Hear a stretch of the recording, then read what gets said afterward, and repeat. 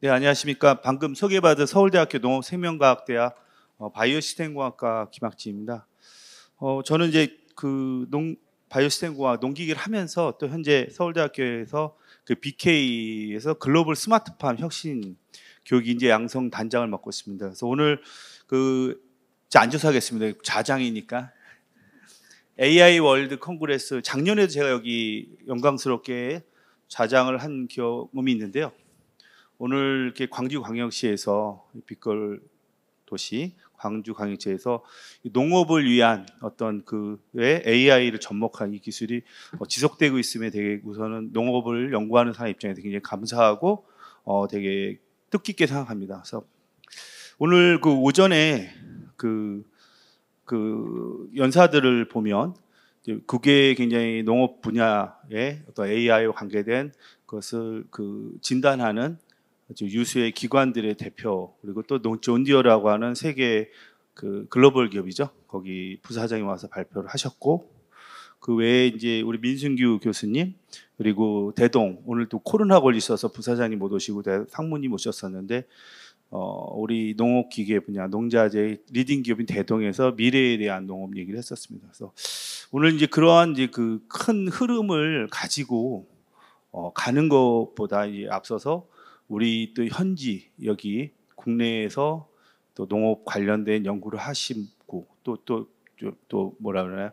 주목받는 기업, 엔신과 같은 기업들의 목소리를 들으면서 그 앞부분에 얘기했던 큰 밑그림을 우리 분야에다 이제 접목을 시켜보는 굉장히 중요한 거라 생각합니다. 그래서 오늘 저 좌장의 역할은 이제 제가 의견을 많이 내기보다는 이 각 영역에 계신 우리 패널 분들의 의견을 좋은 어떤 말을 적절하게 끌어내서 또 나름대로의 의미 있는 결론을 내주는 것이 이번에 저의 역할이라고 생각합니다. 그 측면에서 제가 이제 진행을 노력을 해보겠고요. 시간은 이제 3시 반인데 이렇게 패널이 진행할 때 부탁은 드렸습니다. 약간 하다가 좀 길어지면 조금 조절을 하고, 그리고 또 시간이 되면 플로우에서 또 의견을 듣는 그런 거였습니다. 그래서 플로우는 사실은 질문을 지금 뭐 부탁해 놓은 건 없습니다. 그래서 오늘 들으면서 그 부분들에 대해서 이렇게 즉각적인 또 의견을 주셔도 상관없고요. 다 전문가시니까요. 우선 그래도 시작에 앞서 하면서 우리 다시 한번 우리 패널 분들을 잠깐 소개해 드리겠습니다. 하면 잠시 일어나서 하고 좀 이렇게 환영의 박수를 부탁드리겠습니다. 먼저 멀리 이제 제 쪽에서 좀 먼 우리 이제 아까 우리 민순규 교수님이 아주 강조한 우리 주식회사 엔싱이라고 많이 들어오셨죠? 거기에 김혜훈 대표님이 오셨습니다. 바쁘신데 왔습니다. 두 번째 우리 연산 패널을 소개하면요. 한국농어촌공사 농어촌연구원 미래농업연구소 송성호 소장님이 오셨습니다. 반갑습니다. 네, 반갑습니다. 다음 농촌진흥청 국립농업과학원 농업공학부 조용빈 부장님이 패널로 참석하셨습니다. 네, 마지막으로 전라남도 농축산식품국 강윤석 국장님 오셨습니다. 특히 이제 국장님 많은 팬들인 것 같아요. 엄청 많은 분들이 인사를 하시더라고요. 그래서 하여튼 만나서 반갑고요. 자, 그러면은 이제 얘기를 이게 이게 되게 재미없을 수 있는데 어찌 보면은 우리의 현실의 입장에서 제가 이렇게 묻고 우리 패널 분들이 얘기해주고 하는 이런 식으로 진행을 해보겠습니다. 그래서 제가 잠깐 준비한 자료를 좀 보면서 잠시만요.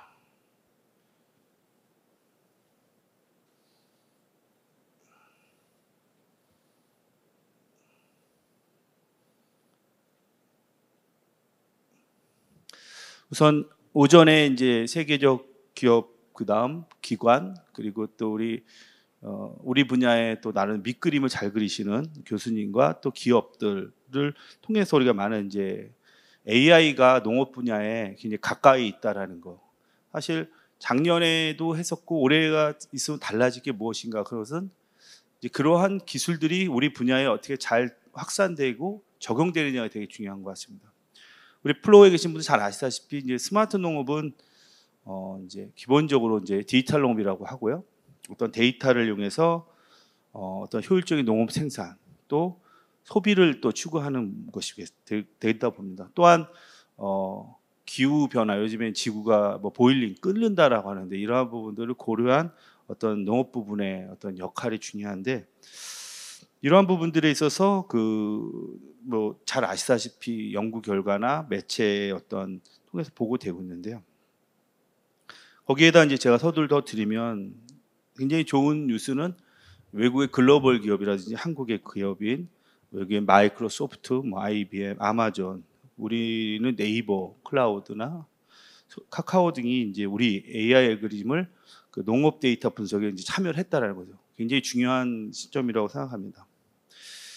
그 뜻은 이제 뭘 의미하냐면 농업 부분이 예전에 과거 농업 지원의 개념에서 이제는 농산업 부분으로 넓어지고 있고, 우리 이제 차세대 어차피 먹거리라는 것도 산업적 먹거리도 하는 그런 비중을 가지고 있다고 생각합니다.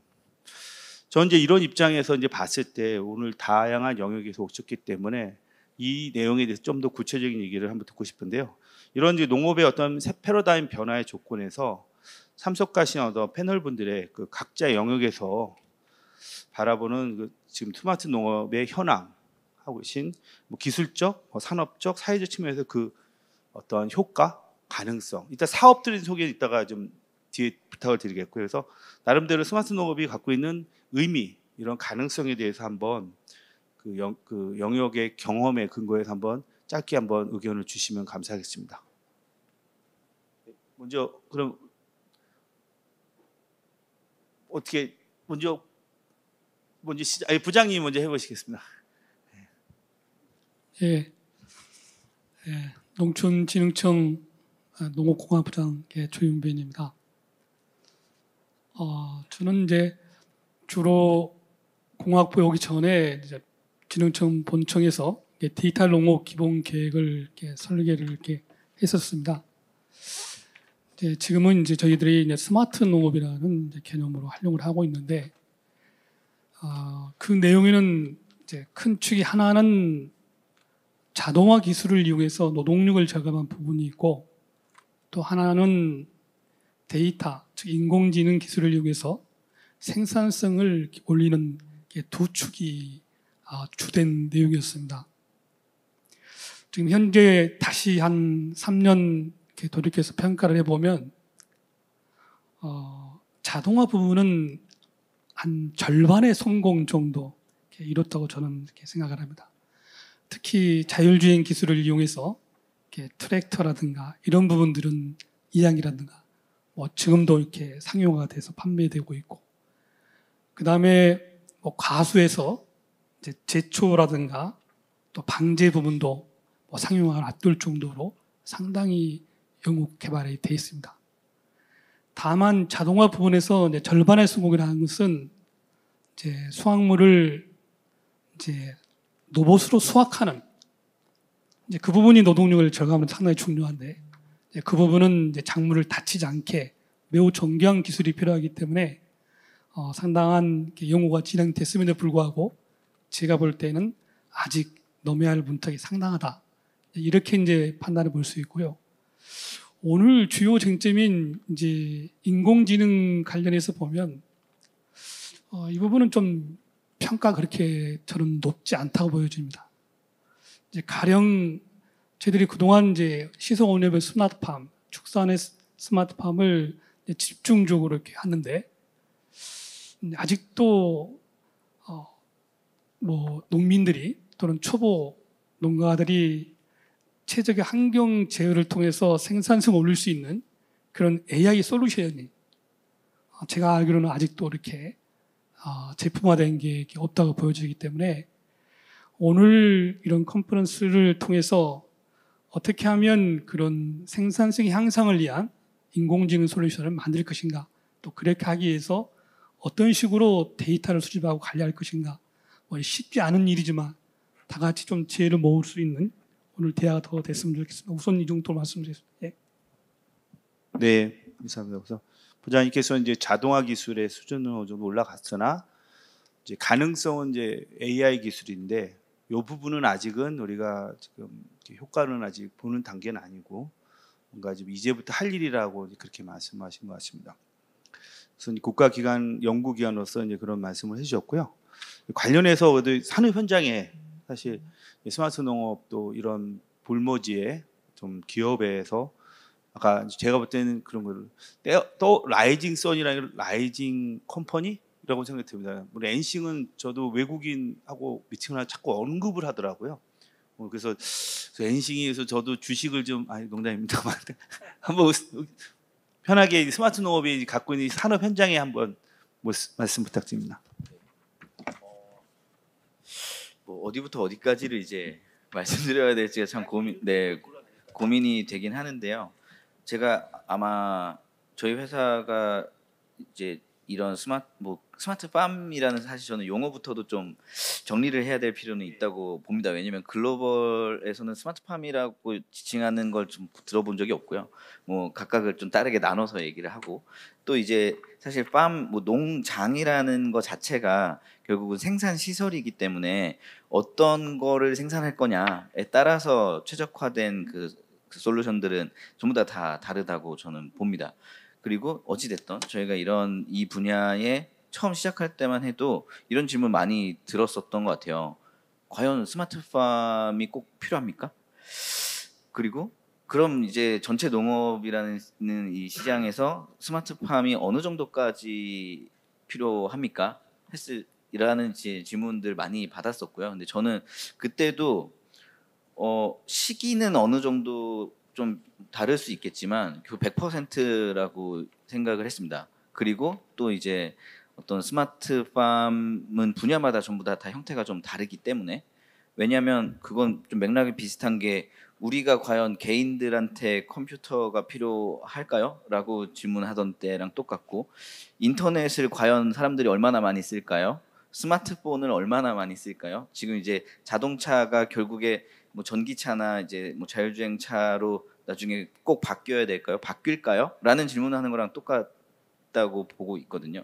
결론은 앞으로 이쪽으로 크게 방향성이 갈 수밖에 없고 왜냐하면 근데 그게 또 기후 변화라든지 특히 이제 아시아 지역에서는 인구 변화라든지 이런 것들 때문에 굉장히 빠르게 가속화되고 있다고 생각합니다. 그리고 저희가 기업 입장에서 봤을 때는 기존에 우리나라에서도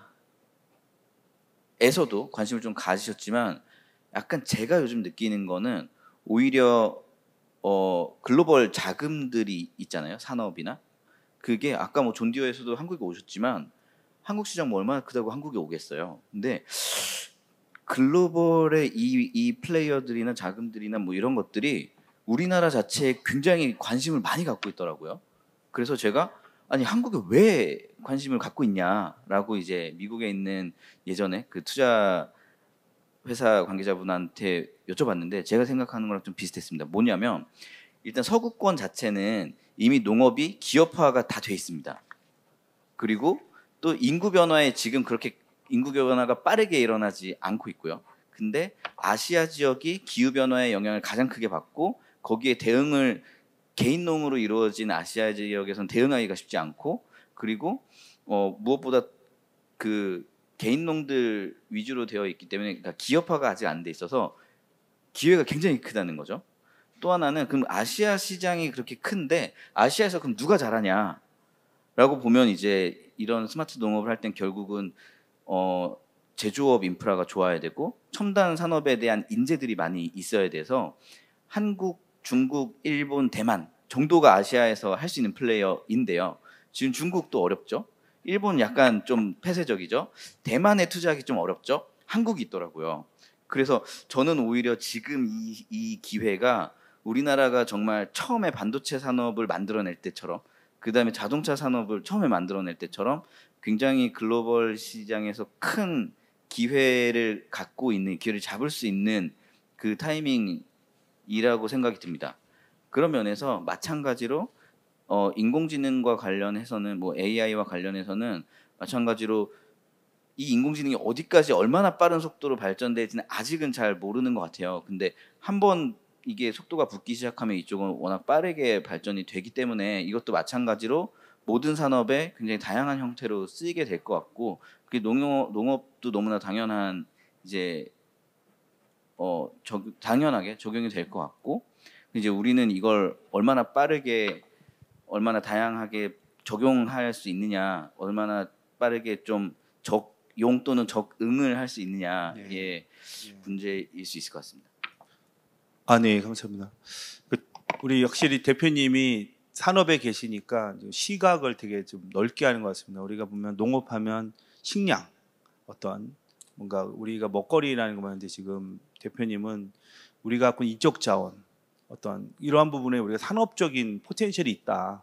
그 측면에서 이런 일본이 주변 국가에 비해서 우리가 상당히 다이나믹하고 조건이 좋다라는 것, 그것을 이제 산업으로 가게끔 할 수 있는 기회가 왔다라고 저는 이제 그렇게 말씀해 주신 것 같습니다.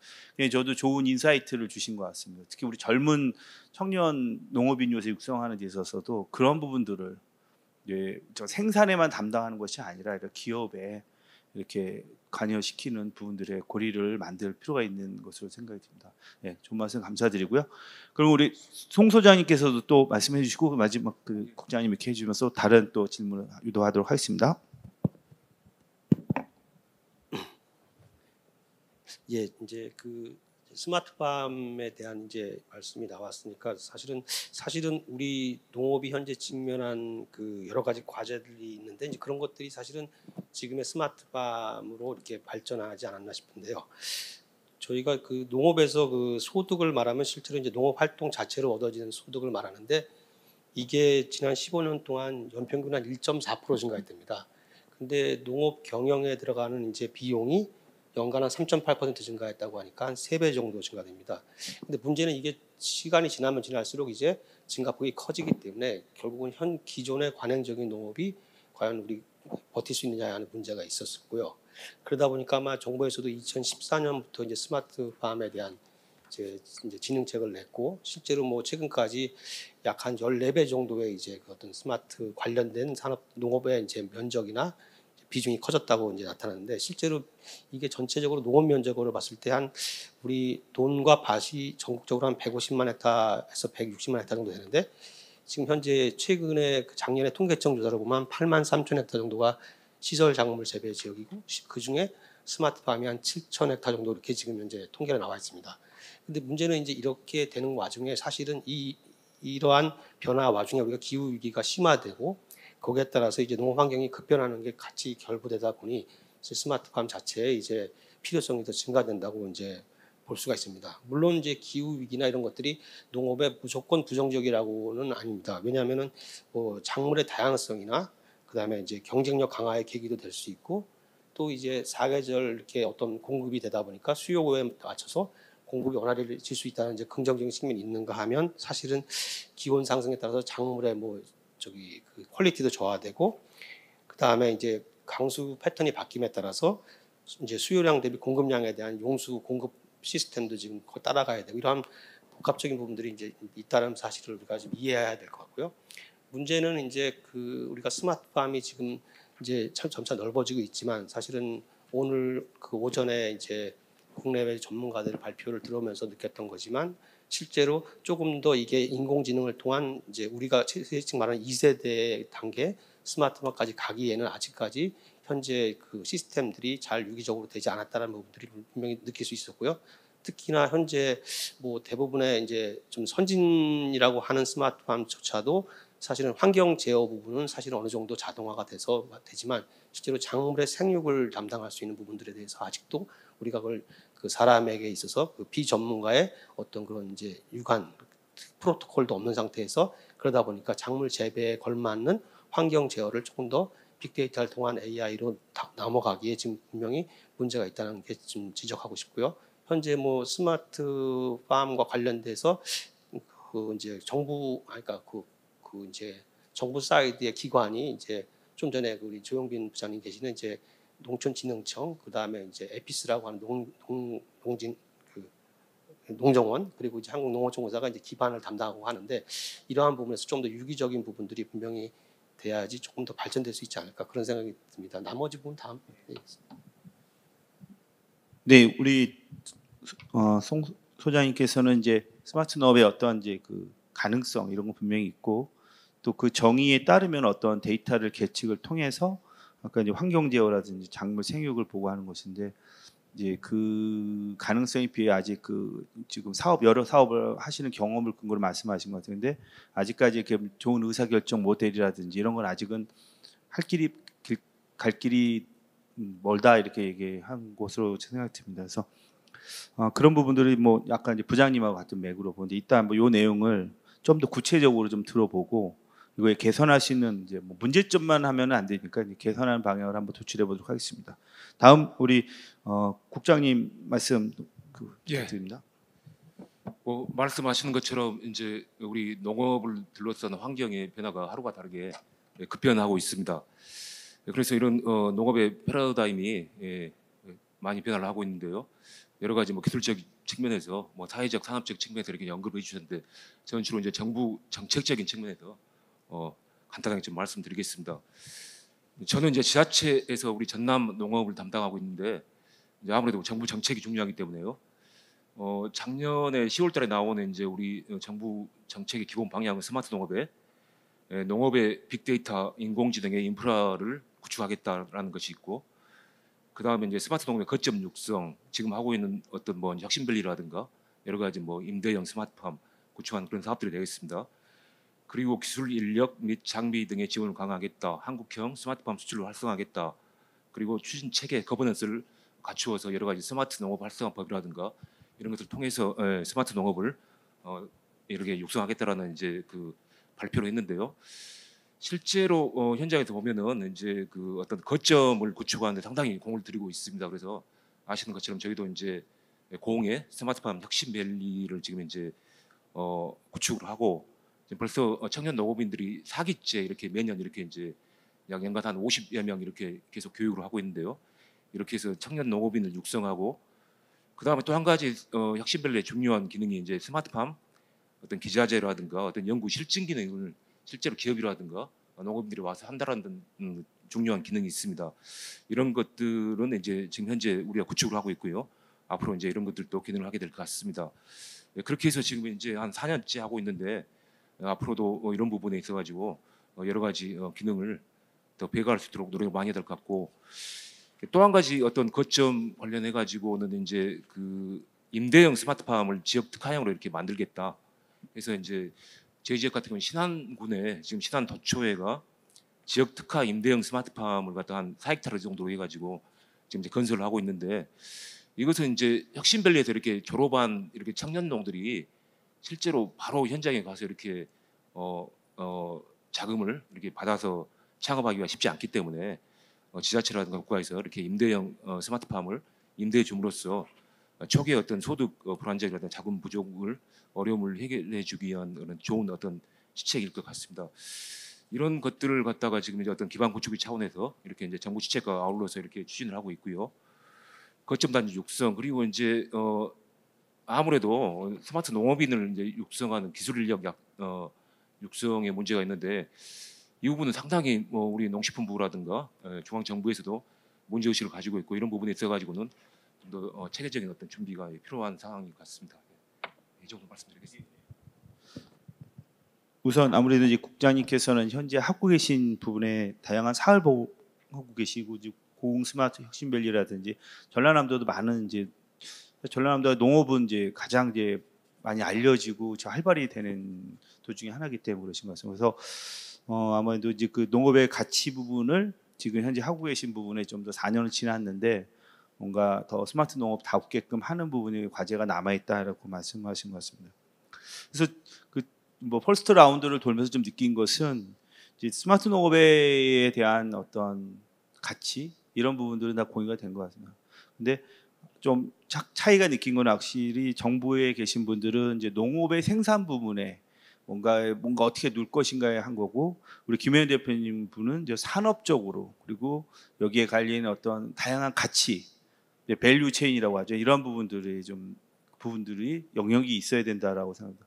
저는 이제 두 가지 합쳐서 저도 수업 연구 분야를 하지만 농업을 무조건 생산에만 집중해서는 안 되고 뭔가 유통, 소비 그리고 어떤 경영이라는 여러 요소들이 같이 가고 산업적으로 좀 발전하는 것이 되게 중요한 시점에 스마트 농업의 역할이 있는 것이 아닌가 생각이 듭니다.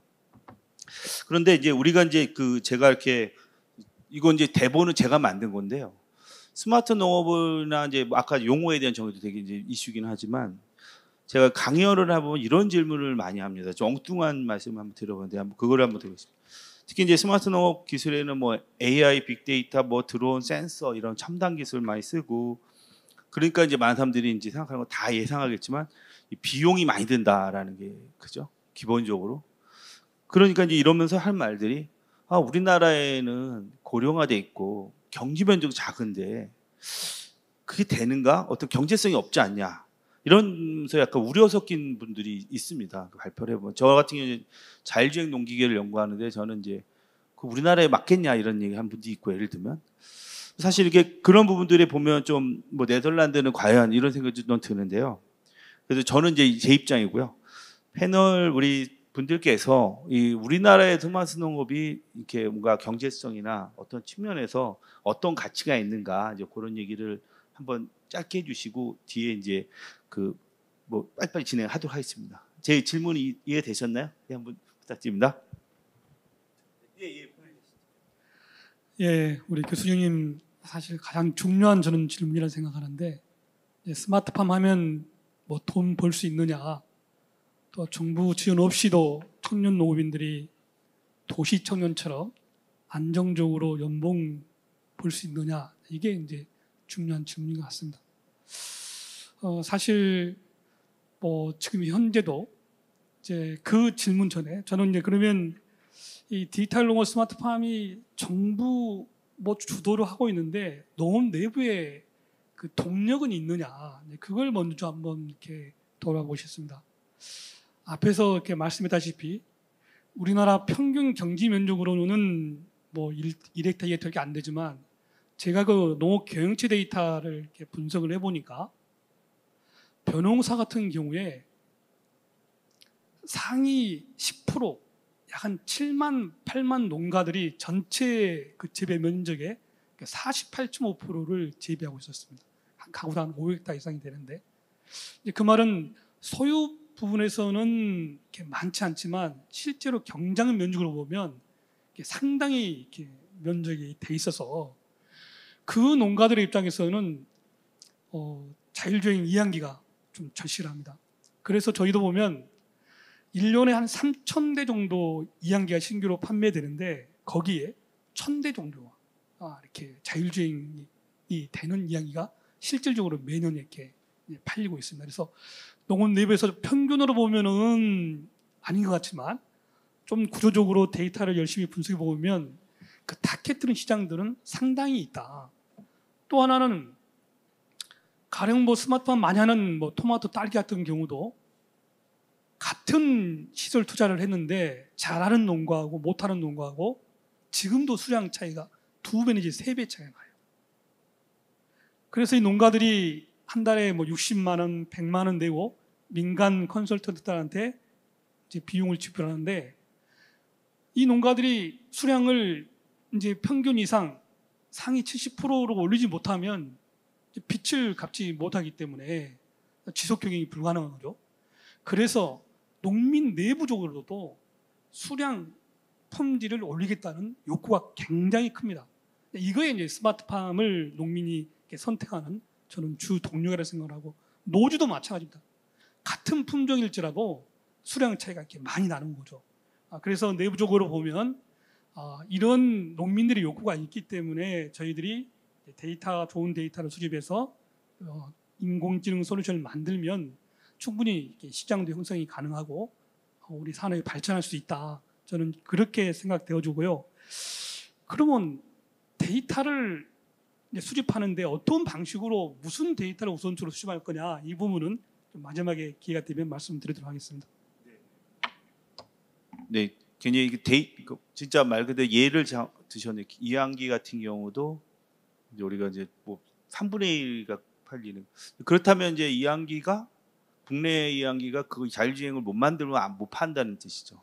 이제 그걸 틈새를 놓은 게 일본 일제 농기계가 엄청 늘고 있고 그래서 저도 이제 농기계라다 보니까 걱정이 농기계사가 이항기를 생산해야 되나 안 하나 이런 고민을 하고 있는 거죠. 이게 이제 상당히 그러니까 이제 그만큼 생산성과 뭔가 그런 부분이 확보된다는 뜻이네요. 편하고. 되게 그런 부분들로 해서 어떤 우리나라의 어떤 경기 구조상 충분히 필요하고 요구가 높아지고 있다. 예, 그렇게 그 경작 면적도 좀 넓어지고 지금 이제 청년 농업이 들어오면서 저도 그 들었습니다. 그래서 네, 감사드립니다. 자, 다음 또 뭐 요 순서 없으면 안 해줘도 됩니다. 이제 예. 그 이제 그 지금 현재 뭐 잘 우리 다 아시다시피 우리 농업이 사실은 이제 과거에 쌀 생산 이제 위주로 가다가 최근에 이제 그 이제 쌀이 남으면서 이제 타작물로 재배 작물 전환을 시키는 이제 정부 정책이 그렇습니다.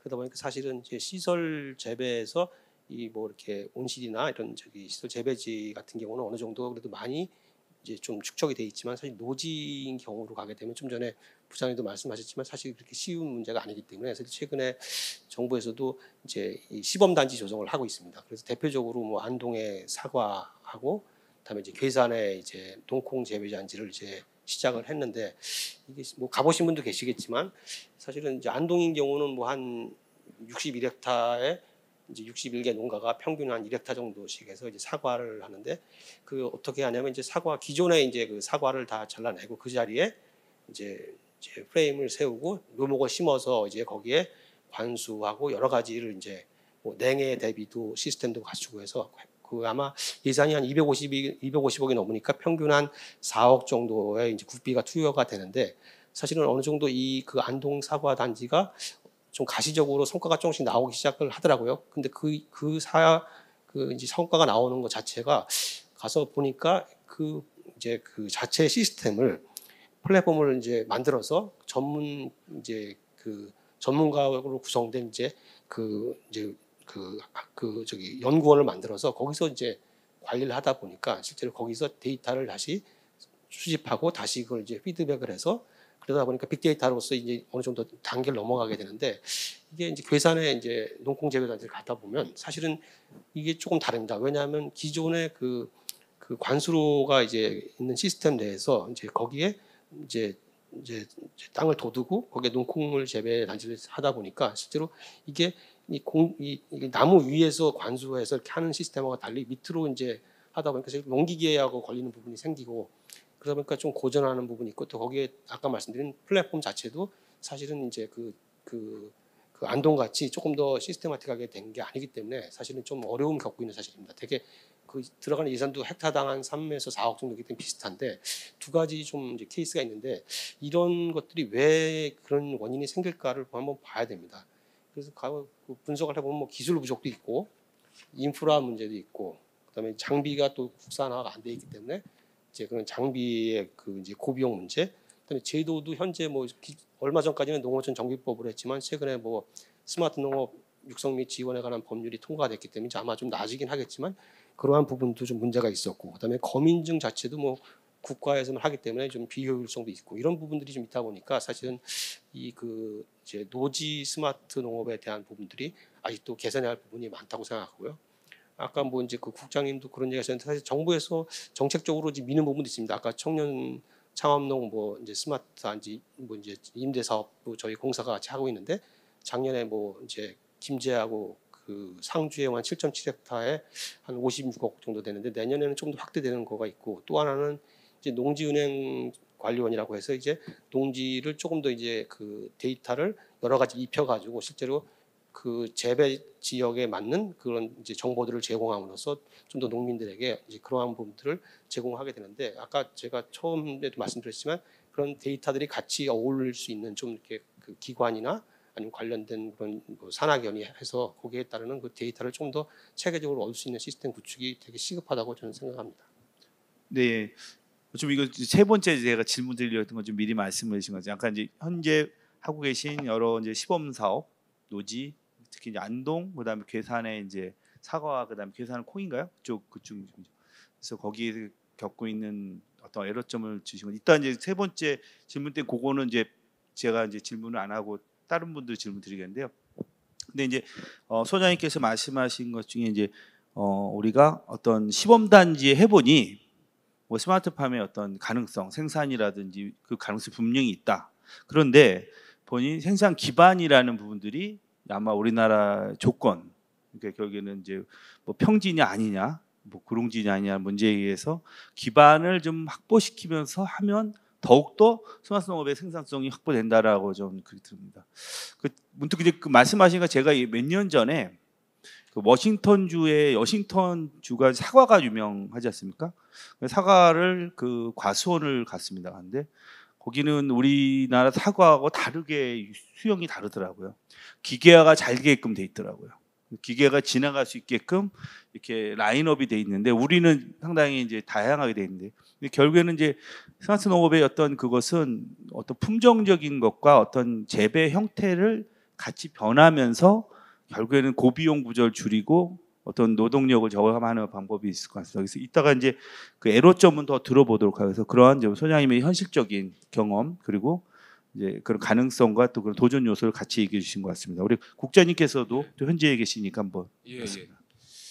그 우리나라가 이제 전통적인 농업 국가였고 그리고 이제 전라남도가 대표적인 또 농도라고 이제 교수님도 말씀하셨지만은 사실 뭐 경지 재배 면적도 뭐 20%가 넘습니다. 그리고 뭐 농가 인구수 그리고 여러 가지 뭐 농산물 뭐 생산액 등등 우리 농도 전남이 이 농업에서 이렇게 차지하는 역할이 큽니다.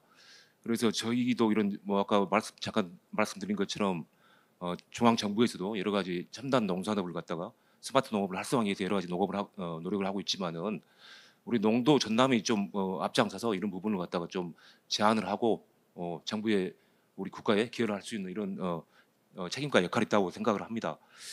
그래서 이제 아까 교수님도 말씀하셨지만은 이게 이제 정부 주도적으로 하는 건 한계가 있겠지만은 또 어느 정도는 우리가 많이 고령화되고 인구 구조가 또 많이 바뀌었지 않습니까? 그래서 그런 부분을 갖다가 정부가 조금 한 단계 앞서서 이렇게 이제 잘 이끌어 나가는 것도 굉장히 중요한 역할이라고 생각을 합니다. 그래서 아까도 말씀하신 것처럼 이제 뭐 생산 중심의 어떤 농업에서 벗어나 가지고 가공, 유통, 판매까지 전주기를 갖다가 아우를 수 있는 토탈 어떤 이제 관리 솔루션이 필요하다라는 생각이고요. 그러기 위해서는 우리가 이제 그 AI가 이제 오늘 또 여러 가지 세미나의 주제인 것 같은데 이런 AI를 위시한 이런 첨단 농산업 기술을 갖다가 잘 접목해가지고 디지털 기술을 활용해서 우리가 이제 이렇게 활용성이 높은 그런 어떤 이제 시스템을 만들어야겠다. 그래서 어떤 농업도 이제 농산업이라는 비즈니스로 이제 가야겠다라는 어떤 생각이고요. 쉽게 말하자면 이제 흔히들 말하는 어떤 농업 혁명이라고 이제 말을 하지 않습니까? 거기에 가깝게 어떤 그런 어떤 플랫폼을 갖추는 게 필요하다라는 생각입니다. 그래서 여러 가지 농업 생산 전 과정에서의 그런 이제 측면들을 갖다가 잘 이렇게 이제 예측을 하고 대응하기 위한 시스템 구축이 필요하다는 것이고요. 최근에 우리가 여러 가지 뭐 기후 위기라든가 그리고 이제 뭐 전쟁, 발발 이런 거에서 식량 안보의 중요성을 다시 한번 깨닫고 있고 그리고 이제 기술의 변화 방금 말씀하신 이제 여러 가지 디지털 대전환을 준비해야 되는 것이고요.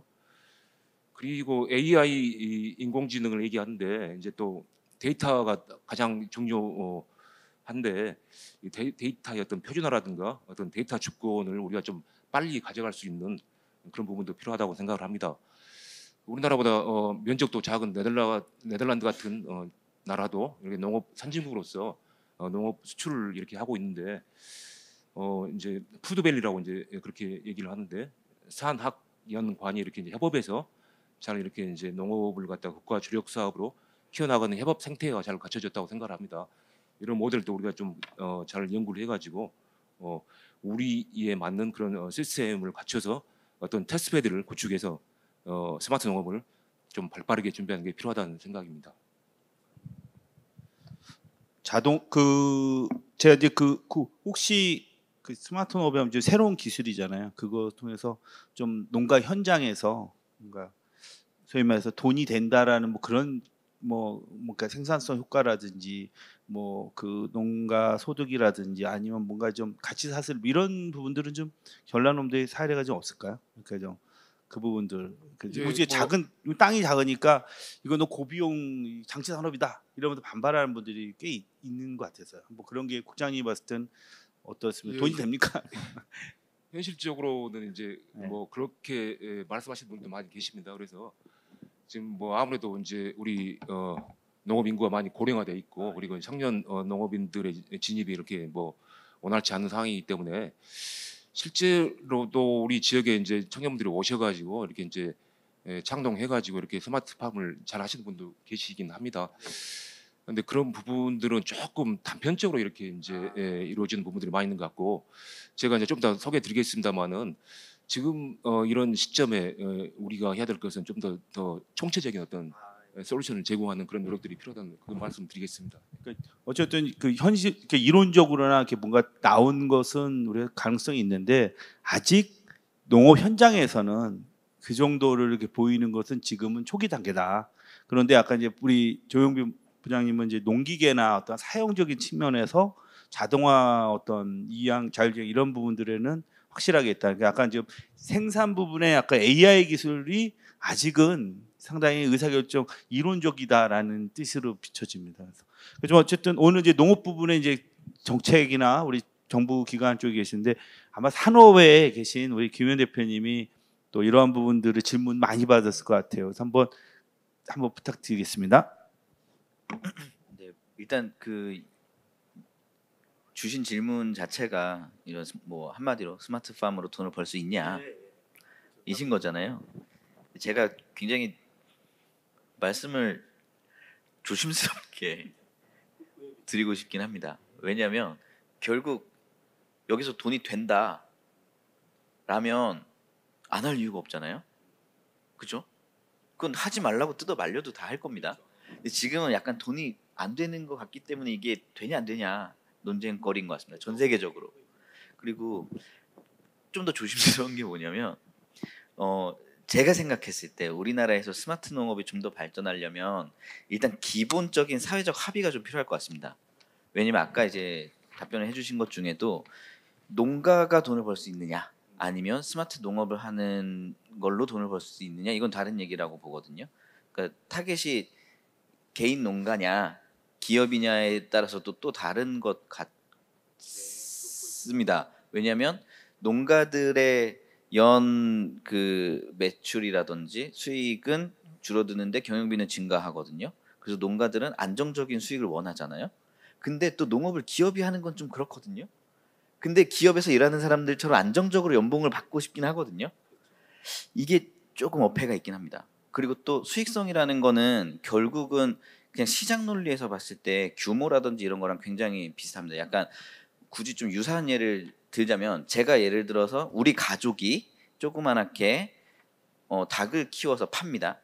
여기에서 내가 AI를 도입하고 뭔가 투자를 해서 닭을 팔아서 시장에 팔아서 수익을 내는 거에는 한계가 있을 겁니다. 우리 가족이 그냥 농장을 운영하는 정도면 예를 들어서 우리나라 이제 닭 산업은 대기업들이 있잖아요. 뭐 몇몇 개의 대기업들이 있는데 그들은 AI 도입할 수 있겠죠. 효율을 할 수 있고 시설이나 뭐 자본 투자를 해서 시설이라든지 기술 투자를 할 수 있을 거고 그걸로 이제 효율성을 높이고 뭐 시장에 대해서도 훨씬 더 협상력이 좋기 때문에 수익성을 높일 수 있습니다. 결국 수익성은 시설비 줄이고 운영 원가 줄이고 판가 높이면 되는 거잖아요.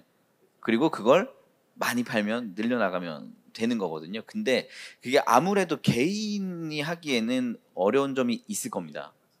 똑같이 그 농업을 떠나서도 제가 뭐 예를 들어 그냥 개인 사업이라든지 뭐 중소기업인 어떤 분야를 막론하고 가족이 조그만하게 운영하는 뭐 가게나 사업체를 가지고 거기에 뭐 AI를 도입해서 수익성을 높일 수 있냐? 어려울 겁니다. 지금 당장 이거 하기에도 바쁜데 어떻게 뭐 3년 후, 5년 후, 10년 후를 준비할 수는 없거든요. 그건 이제 마찬가지로 이제 정부의 어떤 지원이나 정책이나 인재 육성이나 이런 것들이 같이 가야 되는 것 같고요. 또 이제 두 번째는 뭐냐면 수익성이라는 건 또 산업에 따라서도 다른 것 같습니다. 왜냐면 저는 아까 이제 스마트팜이라는 거는 사람마다 다 각기 다른 걸 떠올릴 것 같긴 해요. 그리고 또 농업이라는 것도 너무나 규모가 큰 범위이기 때문에 거기에는 그냥 작물을 키우는 것만 해도 곡류, 과채류, 과일류, 뭐 엽채류, 엄청나게 다양하게 있고 그 시장 구조는 굉장히 많이 다르다고 보거든요. 그래서 하나하나 최소한으로는 작물마다 떼서 볼 필요는 있다고 봅니다. 왜냐하면 글로벌 시장에서도 기업들 같은 경우는 기업 아니면 또는 국가 단위로 하나의 작물만 집중하는 경우가 굉장히 많이 있거든요. 예를 들어 대표적으로 키위 하면 제스프리, 바나나 하면 스미후루나 돌 같은 회사, 그다음에 오렌지 하면 델몬트 이런 식으로 작물 하나를 가지고 엄청나게 많이 이제 시장도 넓히면서 자본 투자도 하고 그것만 해도 근데 시장 규모가 굉장히 크잖아요. 근데 이제 우리나라 하면 뚜렷하게 생각나는 작물은 없겠죠. 지역마다 조금씩은 있을 거고 또 그런 작물의 대표적인 기업도 없고요. 왜냐면 다 아주 잘게 쪼개져 있기 때문에 그냥 농업 하면 이제 떠오르는 게 제각각인데 예를 들어 배추 하면 어떤 회사, 깻잎 하면 어떤 회사 이렇게 나온다면 작물마다의 어떤 수익성이나 시장 규모나 거기에 필요한 기술이나 이런 것들이 좀 더 세분화되고 더 전문성이 될 수 있다고 봅니다. 왜냐하면 작물 하나하나가 결코 작은 시장이 아니라고 보거든요. 그래서 저희가 이제 그냥 자체적으로 추산하기로도 그냥 상추 하나가 우리나라에 한 2, 3조 정도는 된다고 추산합니다. 그리고 웬만한 작물 다 하나하나 하면 적어도 몇 천억에서 몇 조 이상의 시장이 나오긴 하거든요. 우리나라만 하더라도. 그리고 또 하나는 이제 우리나라에서 한 5시간 비행기로 5시간 내에 많게는 50억 정도가 살더라고요. 굉장히 큰 시장이기 때문에 우리나라만 하면 이제 그렇게 크지 않을 수 있지만 그 범위로 보면 굉장히 큰 시장에서의 가능성이 있기 때문에 작물 하나하나만 좀 집중해서 그렇게 키운다고 해도 오히려 훨씬 더 빠를 수 있다고 봅니다. 왜냐하면 네덜란드도 스마트 농업이 발달했다. 하지만 사실 네덜란드가 집중하고 있는 건 몇 개 안 되잖아요. 토마토에서 좀 더 응용해서 파프리카라든지 사실 네덜란드는 토마토 파프리카 2개.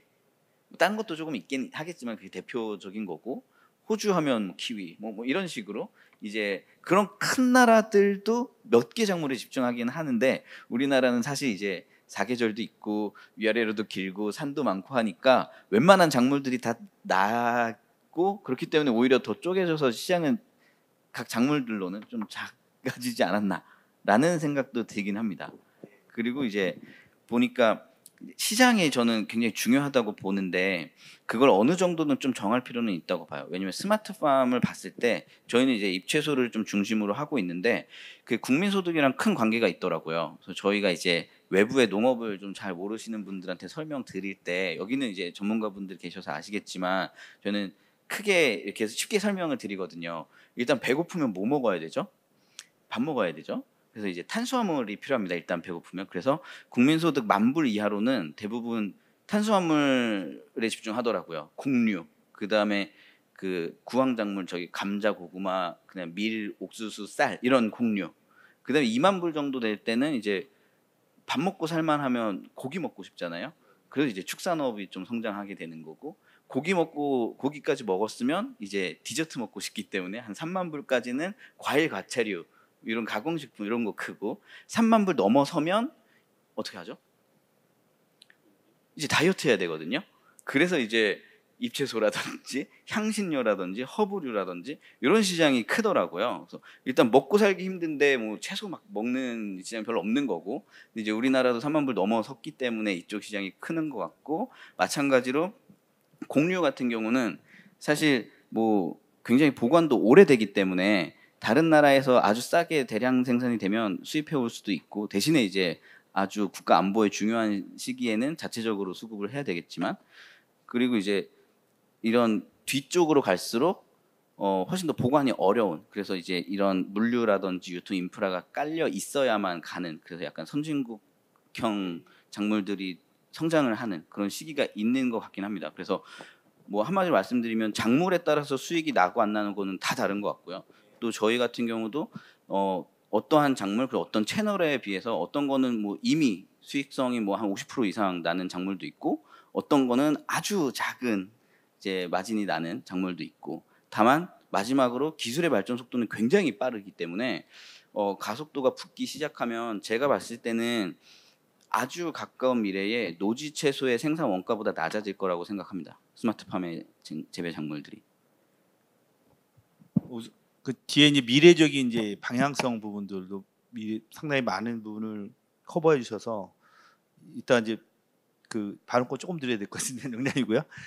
너무 이제 저도 굉장히 공감하는 게 이제 지금 공감하기 전에 우리 김혜연 대표님의 주요 골자는 스마트 농업이라는 뭐 AI 하는 것이 어떤 개별 농가의 어떤 개념이 아니라 뭔가 이걸 담당하는 어떤 시스템을 다루는 기업이라든지 그런 단체 중심으로 가고 개별 농가의 소득을 늘리는 건 다른 방법론을 고려해 보겠다. 굉장히 중요한 말씀을 하신 것 같습니다, 사실. 근데 또 우리 세 분 저 정부에 계시고 오래 계신 분들은 우선 농가 중심으로 갈 수밖에 없는 어떤 현직에 계시기 때문에 사실 오늘의 자리가 이렇게 다양한 견해들을 가지고 어떤 방법론을 찾는 거라고 저는 생각합니다. 우리가 굉장히 중요하다. 이게 좀 자주 있으면 좋겠고요. 저도 개별적으로 전에 농림축산식품국에서 그때 농림부에서 뭐 했을 때 의견을 드린 게 스마트 농업은 약간 투트랙 정착을 펴야 된다라고 저는 생각했습니다. 그러니까 기업이 가는 어떤 가치 사슬과 이 개인이 하는 부분들에서 요구되는 건 좀 다를 것이다. 그것은 뭐 개인한테는 어쨌든 주변에 어떤 기술센터나 그래서 컨설팅이라든지 뭔가 이런 식의 의견을 주고 가고 뭔가 아까 굉장히 또 대표님 얘기한 게 왜 국내에서만 자꾸 이 생산만 보냐 이것을 산업적으로 수출할 수 있는 주변국이 많고 네덜란드가 저 놀란 게 이 세계 두 번째 된다고 교육부를 그 땅 가보신 분 아시잖아요. 그런 땅이 아닌데도.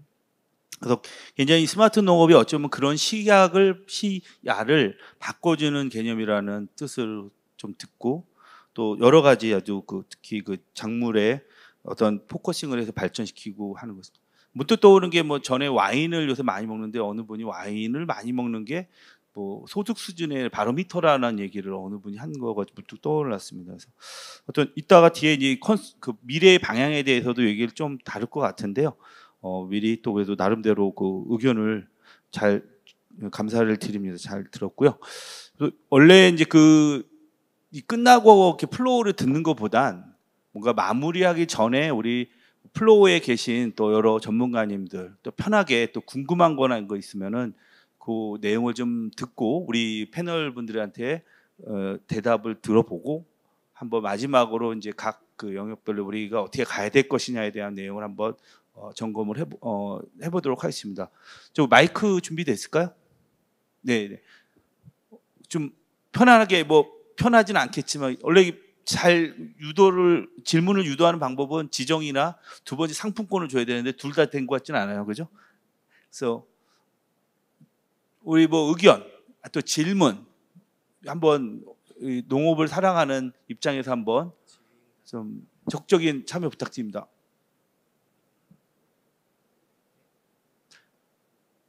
그럼 우리 패널이 말이 길어지거든요. 좀 그렇잖아요, 그죠?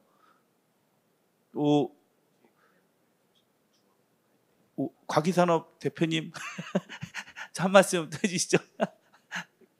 편하게. 네, 그래도 지정할 걸 했나요, 제가 미리? 그럼 좀 그래요. 김용 박사님 의견 없으세요? 그래서 몇 분 좀 발론티어 좀 부탁합니다. 그래도.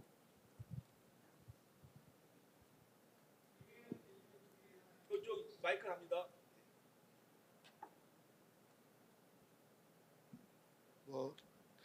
뜬금없는 질문일 수 있는데요. 혹 김혜연 대표님께서는 정부에서 어떤 규제를 풀어주거나 아니면 어떤 것을 해주면 지금 하고 계시는 일에 조금 더 발전을 할 수 있을 거라고 생각하시는지 궁금합니다. 네. 예리한 질문이고 이거 꼭 반영하겠죠? 네, 편하게 해주십시오. 네. 우선 그 정부에서도 이런 대한민국의 농업이라든지 이런 기술 발전에 대해서 굉장히 큰 관심 갖고 계시고 많은 규제를 이제 정비를 해주시려고 하시는 거에 대해서 굉장히 감사하게 생각을 하고요. 제가 딱히 정말 있는 대로 말씀드리면 바라는 건 없습니다. 네, 왜냐면 저희는 어쨌든 기업이기 때문에 뭐 그걸 기다리거나 뭐 기대하기보다는 현재로서 저희가 최대한 할 수 있는 방법이 뭔지를 찾든 만들든 해서 가는 게 맞다고 생각을 하고 있습니다. 다만 이제 그냥 전체적으로 봤을 때 이제 우리나라는 어떤 방식 자체가 어떤 규정이 없으면 하면 안 되잖아요. 포지티브 쪽이니까 규제라서. 근데 이제 그런 네거티브 규제처럼 뭐가 없으면 해도 되는 이제 그런 방식으로 전체적으로는 바뀌면 좋겠지만 그건 뭐 어떻게 뭐 계속 바꾸신다고는 하고 있지만 사실은 전체적인 어떤 그 간에 많은 것들을 다 바꿔야 돼서 네 쉽지는 않을 것 같기는 합니다. 네. 네, 감사드리고요. 이거 좋은 기회를 놓치신 것 같은데 농담이고요. 우리 저 원장님 그래도 박홍재 원장님 그래도 멘트 한번 좀 부탁드립니다.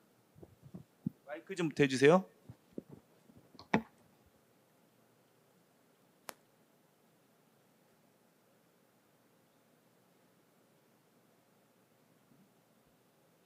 예, 먼저 이렇게 또 바쁘신데 또 5분 이렇게 참석이 너무 고맙고 저는 두 가지만 좀 말씀을 좀 드릴게요. 또 질문보다도 일단은 우리가 이제 농업이 지금 농업으로 보지 말고 농산업으로 좀 가고 있는데 그래서 저는 제 개인 생각도 축산부라 있잖아요. 그 뒤에다 산업이라는 이야기를 좀 붙였으면 좋겠다. 제 개인적으로는 굉장히 그런 이야기를 자주 해요. 어제도 네덜란드에서 오셔가지고 발표도 하고, 그러면 그런 네덜란드나 덴마크, 유럽의 나라들이 세계 농업을 지배하고 있는 가장 큰 이유가 이미 거기는 오래전부터 산업으로 봤기 때문에 좀 가고 있다.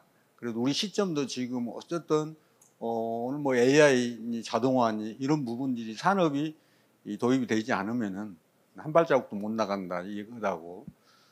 다음 하나는 어쨌든 이제 이 자동화 AI가 도입이 되려면은 에너지 문제를 우리가 정말로 이렇게 고민을 좀 해야 될 것 같거든요. 스마트팜 이렇게 이제 오게 되면은 우리 이제 김혜연 지금 대표님하고 아까 저녁 식사하면서도 나눴던 이야기가 에너지 문제를 어떻게 우리가 해결해야 될 거냐. 그러면은 자체적으로 도입을 할 수 있는, 앞으로 전기세는 계속 올라갈 거단 말이에요. 거기에 과연 기댈 수가 있을까? 한전 적자라고 이제 계속 요즘 언론에서 나오는데 그 부분이 실질적으로 우리가 전기세를 싸기 때문에 지금 적자 발생이 되는데 이 시점에서 다시 더 올렸을 때 지금 현장에서는 전기세 올려가지고 농가들이 아우성이거든요. 2배, 3배 올랐다 기존에보다. 왜냐하면 농업용의 혜택을 받았단 말이에요. 그걸 이제 또 한전에서 적자 메우기 위해서 최소화로 가는데 그 부분을 우리가 간과해서는 안 되지 않냐 하는 생각이 듭니다. 이렇게 두 가지 말씀드렸습니다. 감사합니다. 제가 이거 사실 마지막에 이제 그 부분을 좀 강조하고 싶어서 질문을 드리려고 했던 걸 원장님 어떻게 저랑 같은 코드 같다는 생각이 들었어요. 결국에는 이게 우리가 어떤 농업이라는 부분이 어떤 지원의 개념이 아니라 육성 개념 그리고 산업으로 가는 것은 되게 중요한 시점이라고 생각이 듭니다. 그래서 기업의 참여와 또 이걸 어떻게 정부와 이게 잘 이렇게 뭐라 그러나요? 협업을 해서 가는 것이 중요하고 네덜란드도 저 같은 경우 대학인데 와게닝겐 대학이 왜 이렇게 잘 나가는 걸 보니까 와게닝겐 대학이 바로 그 같이 연구소와 같이 한류가 되면서 이게 진행을 하더라고요. 그래서 우리가 이제 그런 부분들이 좀 분절돼 있는 게 없잖아 있고 정부 정책도 좀 그런 것 같습니다. 그래서 그게 사실은 우리의 풀어야 할 숙제고 그게 가야 할 길이라고 저는 되게 동감을 합니다. 그래서 이따 뭐 그런 부분에 또 우리 패널 분들도 의견을 주시고 더 강조할 것 같고요. 그럼 또 이따가 또 시간 되면 한번 들어보도록 하겠고요. 이제 한 두 번 했는데 묶어가지고 질문 하나 드리겠어요. 두 가지를 드리겠습니다. 하나는 저는 이제 스마트 농업이 기존 연구, 기존 이제 기술하고 차이는 아까 데이터를 쌓는다.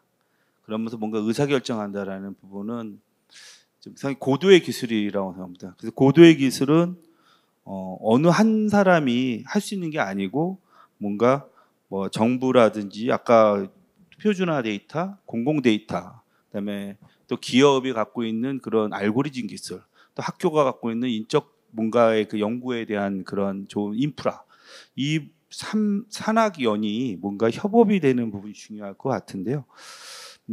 그런 측면에서 봤을 때 지금 여러 정부 우리 기관에서 여러 사업, 스마트팜 혁신밸리, 노지 스마트팜 이런 시범 사업도 진행을 했습니다. 그래서 그 경험에 비추어서 아까 어느 정도 애로점을 얘기하셨어요. 어떤 방향으로 좀 이렇게 가야 되는지 하나 부분하고요. 묶어서 질문드려요. 두 번째는 우리 방금 원장님이 제었던 질문과 저 같은 얘기인데, 세계적인 어떤 이 트렌드는 농업 기술이 어떤 보호의 개념이 아니라 선진국형, 저는 개인적으로 생각한 건데 이것도 제가 낸 건데, 어느 분이 그랬어요. 자동차 반도체를 하는 분이 하는 쪽에 어떤, 이거 좀 너무 개인적인 얘기인데 그래도 우리 한번 들겠습니다.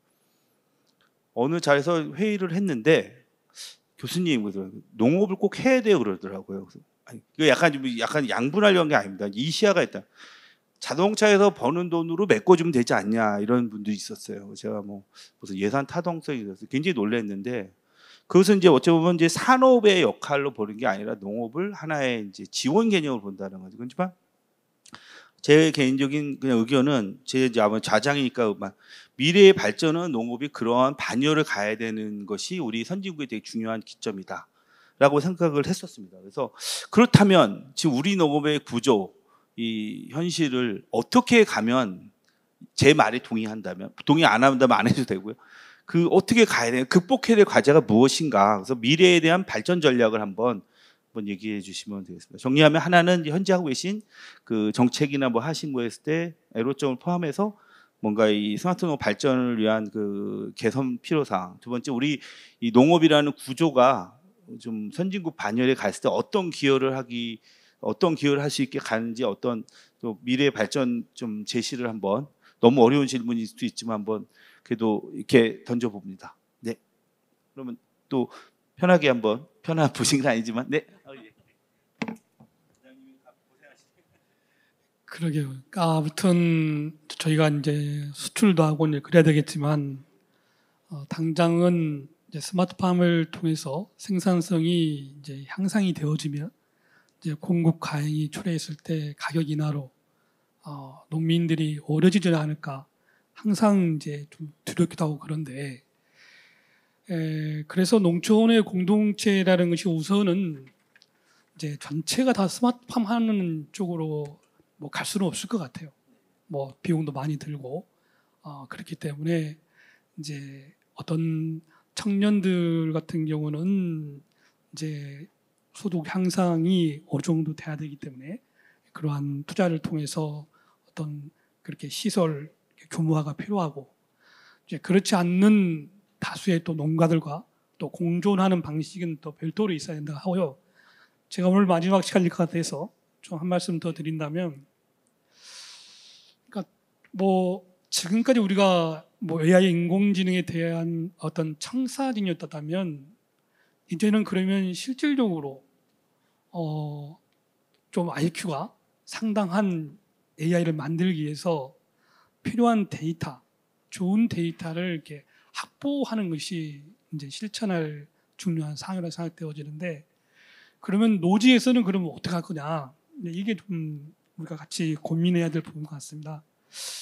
그래서 농민의 입장에서 보면 이제 수량과 품질이 가장 중요한 데이터이기 때문에 우선 품질은 이제 스마트 APC 쪽에서 이제 선별 과정에서 품질 데이터를 해당 농가한테 컨설팅 형식으로 피드백을 해준다고 해서 그건 논의 제차하고, 수량을 하나를 놓고 보면 결국은 농기계를 이용해서 수확을 할 때 자동으로 필지에 맞게끔 이제 수집하는, 수확량 데이터를 수집할 수 있는 데이터가 수확 기계에 빨리 이렇게 부착이 돼서 데이터 확보하는 것이 좀 심한 것 같아요. 제가 생각할 때는. 두 번째는 이 수확이라는 것이 결국은 이제 파종과 수확 간의 인터벌이 너무 길기 때문에 농민 입장 중간에 이제 생육 관리를 하는데, 수확량을 올리기 위해서 생육 단계별로 어떤 적정 생육을 만들어야 되는 건지, 이게 이제 연관성 분석을 통해서 얻어진다면, 두 번째는 생육 단계별로 생육량 데이터를 얻는 게 핵심적인 것인데 농민의 입장에서 보면은 새로운 장치를 통해서 비용이 들어가면서 얻는 것은 좀 비용이 좀 이렇게 비용이 추가로 들어가는 것이 문제가 돼서 기존에 우리가 시비를 한다거나 방제를 한다거나 관기를 한다거나 이런 농 작업을 할 때 동시에 생육 데이터를 얻을 수 있는 그런 이제 방식으로 장치와 결합돼서 데이터로 수집이 되어지면 농민이 좀 이렇게 수용하기가 추가적인 비용이 아주 작기 때문에 좀 유리하겠다. 그래서 우선은 수량 데이터와 생육 데이터를 노지에서 어떻게 하면 비용을 들이지 않고 기존의 장치와 기기를 이용해서 빨리 데이터를 수집하는 것이 저는 이제 인공지능을 우리 농업에 이렇게 도입하는데 굉장히 중요한 부분이라고 보고요. 나머지 양수분 데이터는 그 다음 이제 문제인 것 같아요. 볼 때 양수분 데이터는 뭐 쉽지 않은 일이지만 꾸준히 이제 우리가 해야 될 부분이고 하나만 더 마지막으로 말씀드리면 이제 존디어에서 이제는 기계가 아니라 솔루션을 이렇게 계속해서 말씀드리고 있는데 그런 것을 위해서라도 이런 데이터들이 필요하다는 얘기고요. 그럼 우리나라는 우리 국민이 주로 먹는 작물은 미국과 다른데 그 작물의 성상 뭐 이렇게 다른데 어떻게 할 거냐. 그래서 우리도 농업용 인공위성이 뭐 조금 있으면 올라가기도 하고 드론도 영상도 있고 그런데 뭐 우리가 국민이 먹는 고추나 또는 마늘, 양파 같은 경우에 뭐 미국에서 하는 조박 농업의 드론 영상만 가지고 가능할 거냐. 그래서 저는 오늘 우리 여러분들하고 같이 고민하고 싶은 것은 우리 국민이 많이 먹는 밭작물, 주요 밭작물에 맞는 데이터를 확보하기 위한 방안. 이것들이 빨리 이제 좀 구체적으로 마련되어져서 좀 이렇게 실천되는 것이 우리가 농업의 인공지능을 적용하는데 좀 빨리 빠른 지름길이 아니냐 해서 그 부분을 같이 좀 고민해 주셔서 부탁을 드립니다. 이상입니다.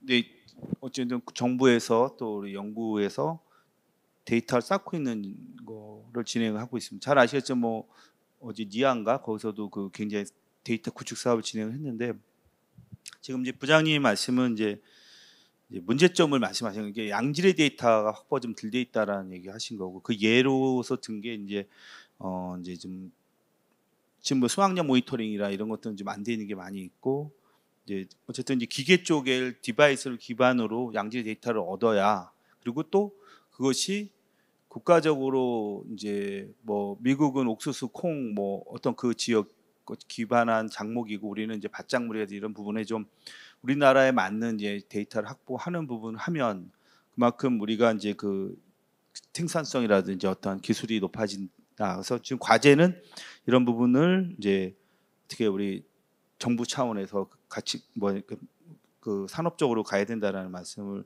하신 걸로 좀 해석을 했습니다. 관련해서 제가 이제 좀 덧붙여서 이렇게 보면 시간이 좀 있었는데 저도 AI는 아까 청사진으로 참 좋은데 참 어려운 주제입니다.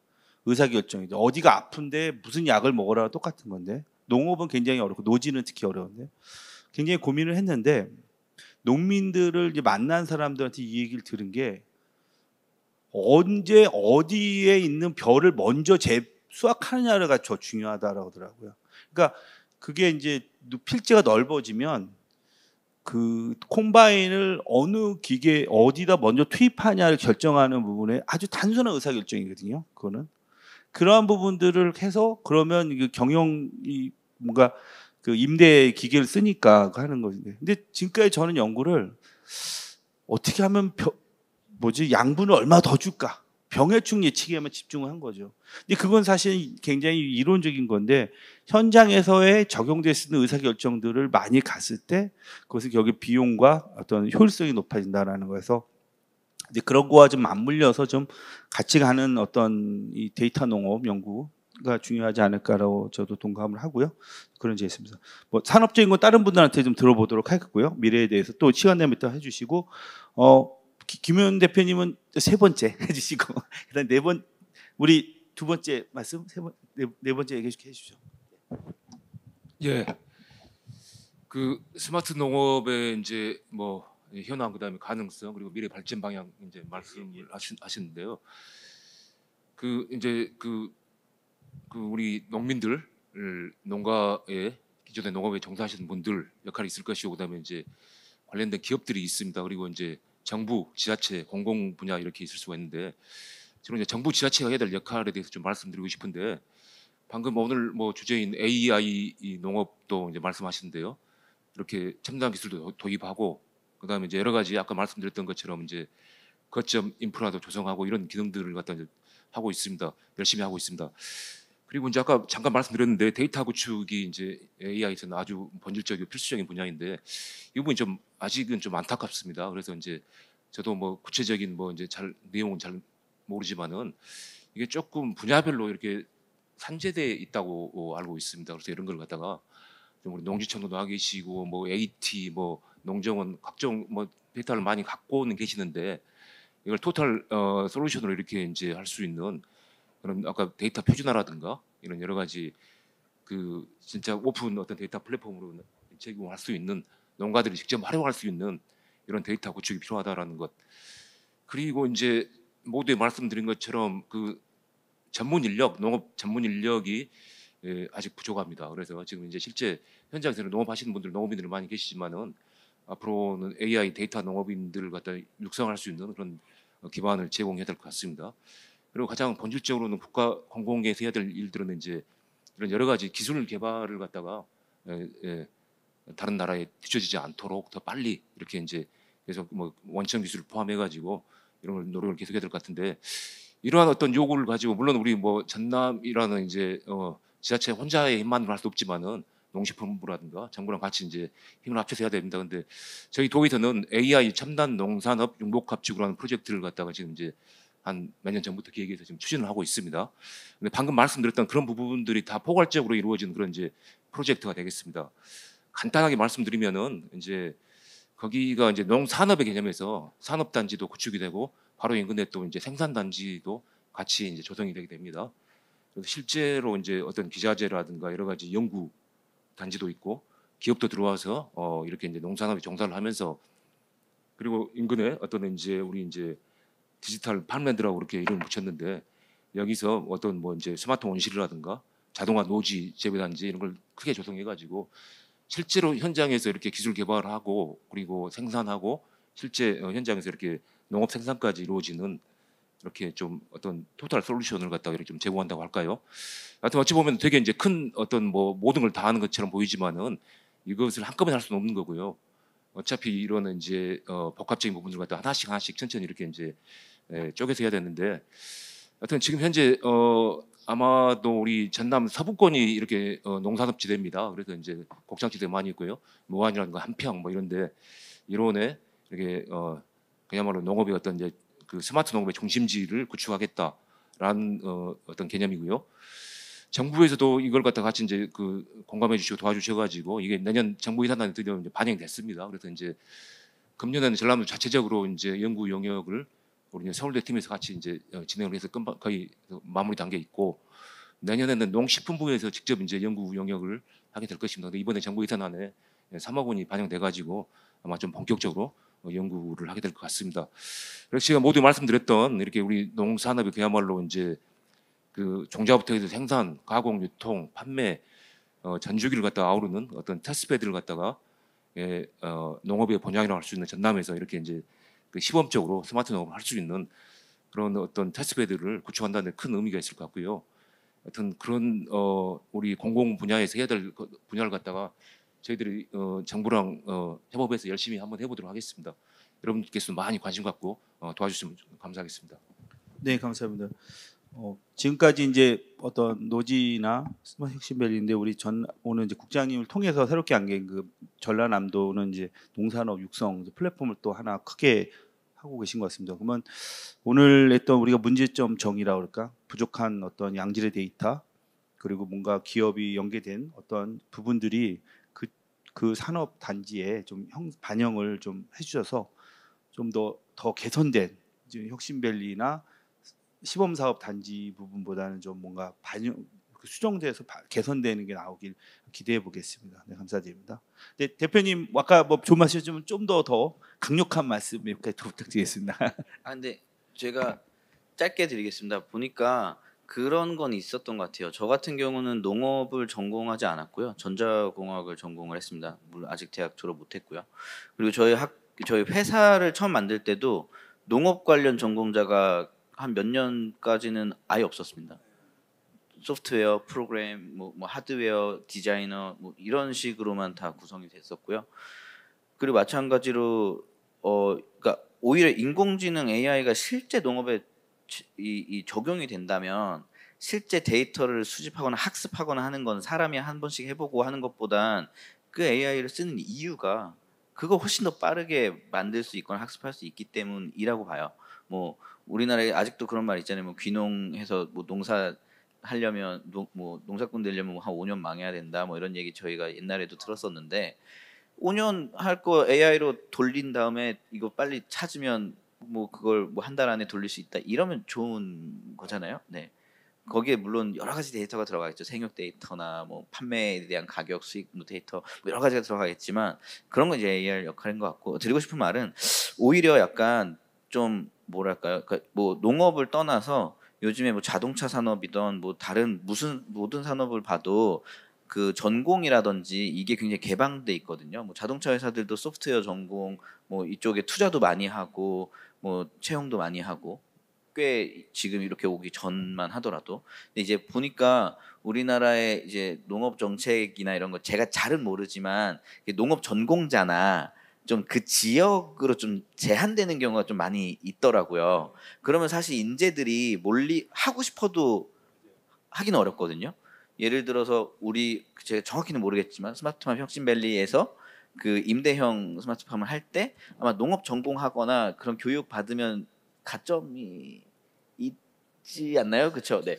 근데 오히려 왜 서울대 소프트웨어 학과 카이스트 전자과 학생한테 오히려 좀 혜택을 주거나 아니면 최소한 그냥 같이 다 모집을 할 수 있게 하면 훨씬 이쪽으로 관심을 가진 인재들이 훨씬 많아지지 않을까라는 생각이 듭니다. 저 같은 경우도 농업은 전혀 관심 없었고 원래 소프트웨어나 프로그래밍 쪽에 관심이 있었고 전자과였지만 과거에 이제 농업 그 온실 업체에서 일을 해본 경험을 가지고 농업에 굉장히 매력이 있고 성장이 엄청난 가능성이 있는 산업이구나라는 경험을 한번 짧게 하고 나서 이쪽을 하게 된 거거든요. 마찬가지로 그게 꼭 이제 IT 전공뿐만이 아니라 모든 전공 뭐 디자인도 뭐 산업 디자인이든 뭐 설계 뭐 공학 뭐 모든 분야에 대해서 사실은 좀 열어놨을 때 그래도 이쪽으로 인재들이 한 명이라도 더 오고 어떤 성공의 확률을 1%라도 더 높일 수 있지 않을까라는 생각을 좀 하게 됐습니다.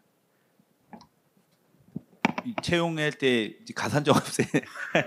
근데 사실 이제 그 배경이 이제 워낙 이제 농업을 안 하니까라는 건데 오히려 이제 좋은 인재가 어쩌면 걸림돌이 될 수도 있겠네요. 그래서 좀 김혜원 대표님 역시 이제 그 타 분야에 있으면서 보는 관점이 굉장히 그 개방적이면 또 사실 우리가 그것을 좀 받아들이지 않으면 스마트 농업이라는 기술이 구현되기 어렵다고 저는 생각합니다.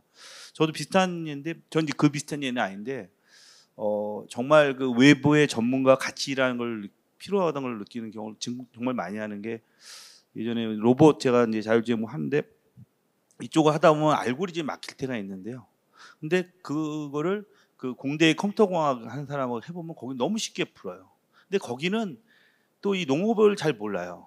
그러니까 거기서 헤매는 거를 우리는 또 잘 해결해주고 그쪽에 그 우리는 또 쓰고 그러다 보면 상당히 그 정말 1+1이 2가 아니라 3이 나오는 것이다. 그래서 그런 사례들이 특히 우리 이 스마트 농업의 영역은 더욱더 중요하지 않느냐. 되게 김혜원 대표님이 되게 동의하는 부분이 전에 서울대에 올 때 애들 농업을 얘기를 안 했는데 면접을 보면 스마트 농업에 관심 있어 오는 들이 있어요. 근데 문제는 이게 리텐션이 잘 안 돼요.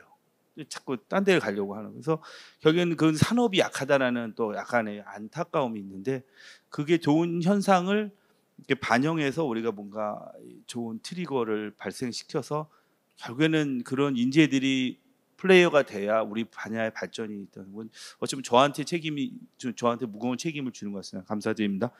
자, 그럼 마지막으로 우리 소장님 한번 쓰고 제가 마무리하도록 하겠습니다.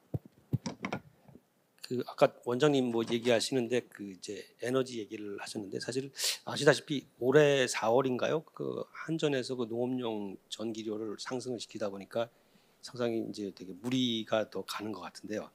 뭐 최근에 아시다시피 이제 기후 위기가 심화되니까 사실 겨울은 더 추워지고 어쩔 때는 덜 추워지고 근데 여름은 더 더워지는 것이죠. 그러니까 과거에 우리가 온실을 운영할 때 사실은 그 여름철에 예전에 비해서 지금 그 이제 냉방을 하려는 그 에너지 소비가 되게 이제 수요량이 늘어난다는 것이죠. 그러다 보니까 아마 지금 이제 최근에 선도 기업을 주축으로 해서 이제 반밀폐형 온실이라 해서 사실은 이제 공조 시스템을 좀 바꾸고 그리고 이제 냉방 그 이제 공기를 계속 순환시키는 쪽으로 해서 하게 되는데 이게 유럽에서는 상당히 효율이 높아서 기존의 그 벤노 타입에 비해서 아마 한 30에서 50% 정도까지도 뭐 이렇게 에너지 컨섬션을 이렇게 줄인다고 이제 이게 되는데 이게 국내에 들어와서 운영이 되는데 사실은 이게 이렇게 인터뷰를 해보면 그 효율이 그렇게 좋지 않다는 거거든요. 그래서 이게 원인이 무엇인가를 한번 실증을 해보자고 저희가 지금 하고 있는 게 아까 이제 그 국장님이 얘기하셨던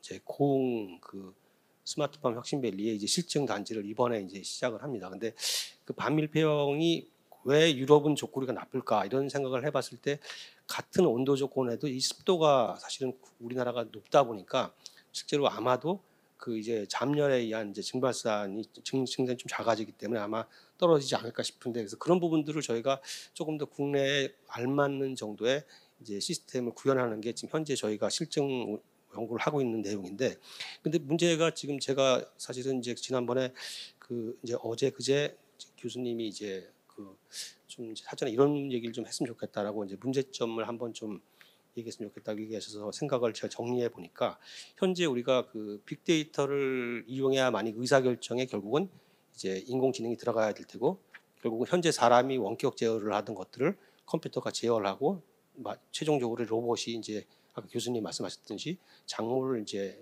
그 생산해서 이제 그 모으는 것까지 하게 돼야 되는데 문제가 뭐냐면 적절한 데이터셋을 받아들여야 되는데 현재 농정원으로 들어오는 한 1,600세대의 한 2,000여 개의 데이터셋들이 사실은 적절한 위치에 설치된 센서인가에 대한 부분들, 그러니까 적절한 이제 위치, 센싱 위치에 대한 프로토콜이 없다는 것이죠. 데이터는 분명히 들어오는데 그게 과연 작물의 뿌리 부분인지 아니면 뭐 공중에 있는 건지 작물별로 사실은 최적의 위치들, 그다음에 아까 제가 제일 처음에 그런 말씀 잠깐 드렸는데 생육 정보에 대한 것들을 현재 지금 스마트팜 교육생들이 일주일에 한 번씩 이제 측정을 합니다.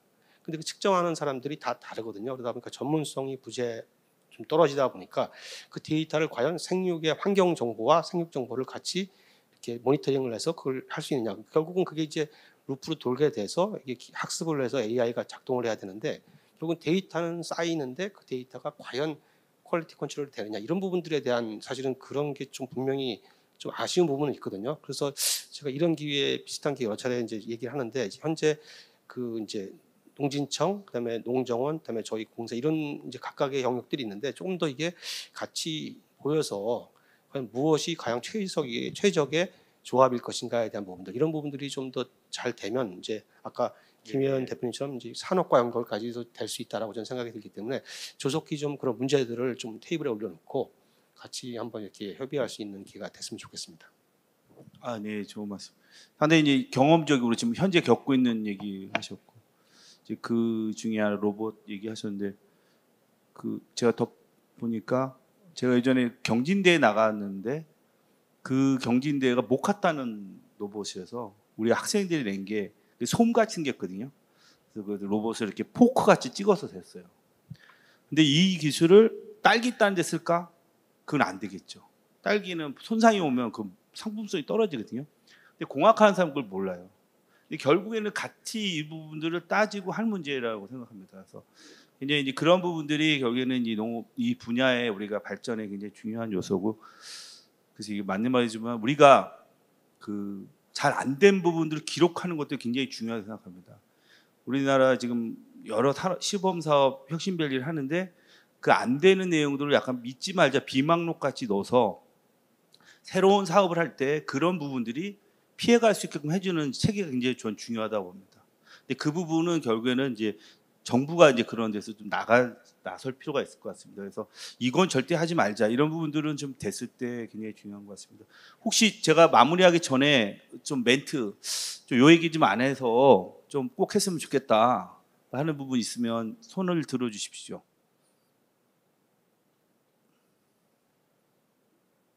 뭐 있습니까? 네네네네. 아, 네, 감사합니다. 참여해 주셔서.